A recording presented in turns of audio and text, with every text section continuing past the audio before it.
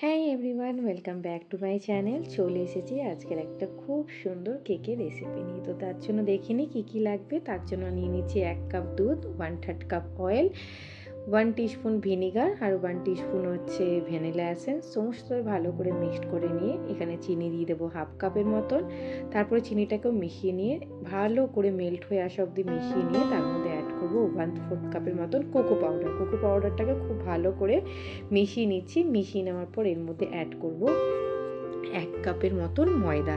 এবারে সেটাকেও খুব সুন্দর করে ভালো করে মিশিয়ে নিতে হবে। লাস্ট ওয়ান সাইড থেকে মেশাবে, সমস্ত দিক থেকে ব্যাটারটা ঘোরাবে না, এক সাইড থেকে। যখন খুব সুন্দরভাবে মেশানো হয়ে যাবে তখন আমি অল্প অল্প করে এর মধ্যে একটু দুধ অ্যাড করে এটা একটু পাতলা করে নেবো। তো 1 কাপ আর 1 কাপ থেকে একটু বেশি, মানে 1/2 কাপের মতন আমার দুধ লেগেছে।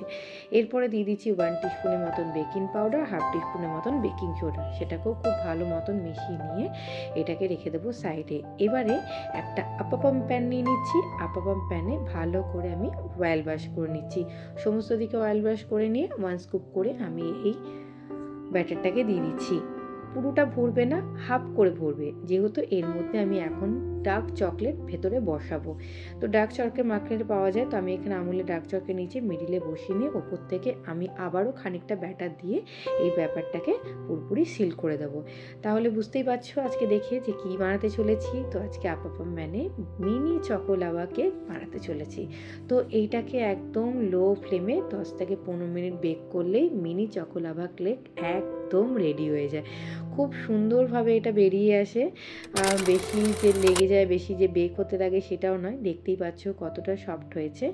আমি একটা তোমাদেরকে ভেঙেও দেখাচ্ছি যে চকো লাভাটা কী সুন্দর বেরোচ্ছে। বাচ্চাদের তো এটা ফেভারিট হয়, বড়দেরও এটা খেতে কোনো অংশে যে কম হয় না, যে খেতে পছন্দ করবে না এটা কিন্তু নয়। তো দেখতেই পেলে কত ঝটপট আপাপাম প্যানে মিনি চকো লাভা কেক বানিয়ে ফেলা যায়। তো তোমরা এই রেসিপিটা ভালো লাগলে অবশ্যই চ্যানেলটাকে সাবস্ক্রাইব করে দিও। এরকম নিত্য নতুন কেকের রেসিপি দেখার জন্য আজকেই আমার চ্যানেলটা সাবস্ক্রাইব করে দিও।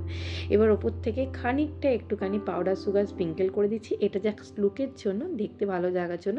তোমরা এর ওপর থেকে একটু চাইলে চকো সিরাপও স্প্রেড করতে পারো, যেরকমভাবে তোমরা ডেকোরেট করতে পারো। তবে যেরকমভাবেই ডেকোরেট করো না কেন, কেকটা খেতে কিন্তু অসাধারণ লাগে। বাচ্চাদের টিফিনেও দিতে পারো, লাঞ্চ বক্সেও প্যাক করে দিতে পারো।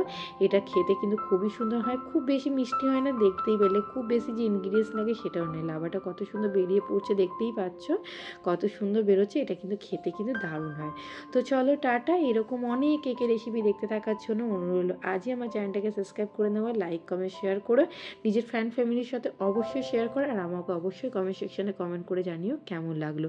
সামনেই তো ক্রিসমাস আসতে চলেছে, চটপট এই কেকটা বানিয়ে ফেলো।